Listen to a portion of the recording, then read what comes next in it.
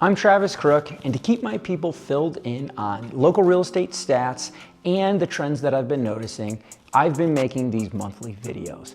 Today, we're here at 200 Sundance Court. It's a property that I have listed with my partner, Charlie Dressen. If you want more information, please reach out. I'm happy to fill you in on that. Today, we're gonna be moving around the property so you can see it a little bit, but the main purpose of the video is to relay those stats and to show you some trends. So without further ado, let's jump right in. On a national level, Case-Shiller just published its most recent data. It's for November of 2025. Appreciation is currently at 1.36% for the year. I was thinking we were gonna hit zero appreciation by the end of the year, but that decline has slowed down, and so I think we'll probably end up being a little bit positive when final numbers come out next month, but we're not gonna be appreciating very much this year. Looking at the local Routt County market for residential in December of 2025, median sales price has dipped to $1.4 million, down from $1.55 in November. That's a 10% drop. However, that's still up significantly from December of last year, 2024. The median sales price then was $960,000, which means there was a 45% increase between December of 2024 and December of 2025. Keep in mind, these are month-to-month numbers, and we can oftentimes see big trends or swings seasonally from month to month due to the small size of our real estate market. However, this does reinforce that sentiment that the end of 2025 was a strong sales season, and as we look at some of these other stats, you're gonna start to see that as well. Looking at sold listings, there were 63 in December compared to 51 in November, which means they increased by 24%. This time last year, there were 44 sold properties, which is an increase of 43% year over year. And just to reiterate that I think 2025 was a pretty unique year, look at the general bell curve we usually see annually. And now look at 2025.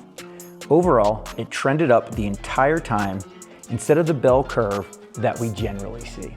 There were 33 pending properties in December, down from 59 in November, which is a 44% drop. Last year in December, there were 29, which is a 14% increase year over year. As we look at active listings, there were 272 in December and 286 in November, which is a 5% decrease, while there were 192 active listings in December of 2024, a 42% increase. Again, it's a relatively low data set, but it does signify a trend.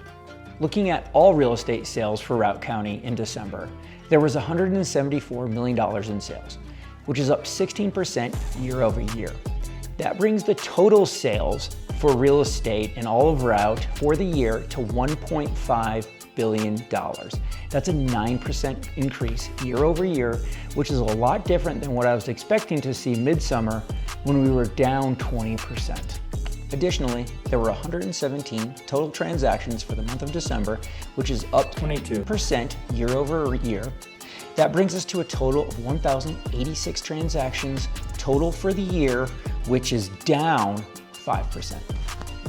That just goes to show how impactful that median sales price was. Even though transaction numbers are down, overall sales are up because that median sales price has been increasing. This was a relatively strong period for new listings. There were 54 in December, up from 43 in November, which is a 26% increase month over month. And then there were 51 in December of 24, which is up 6% year over year. So what am I seeing in the market right now? Well, during COVID, people were running away from things. They were running away from their job, running away from their home, essentially running away from their old way of life. They were making offers on homes that weren't perfect for them because it enabled them to get away. People aren't running anymore. The dust has settled and inventory has been steadily increasing ever since, as evidenced by this graph showing a 12-month rolling average of active listings. With increased inventory, buyers have more options, and they're basing their purchases on opportunities that improve their life. For example, 5 years ago, buyers were basing their purchases on bathrooms and bedrooms, the basics. These days, those are still important, but it's the extras that are distinguishing properties. It might be a property that's been completely renovated, or maybe there's an amazing outdoor space, or it has a gym and an indoor sauna. Whatever it is, it's a property that's attracting buyers rather than causing a buyer to flee away from something else. So if you're a seller, I would recommend spending a little extra time to make it a little more desirable so that it stands out among the pack. And if you're a buyer, wave that magic wand and determine what you truly want. And don't be afraid to go after it. You might be surprised with what you can get in this market. I'm Travis Crook with the Group Real Estate. Thanks for watching, like and subscribe, and we'll see you next month.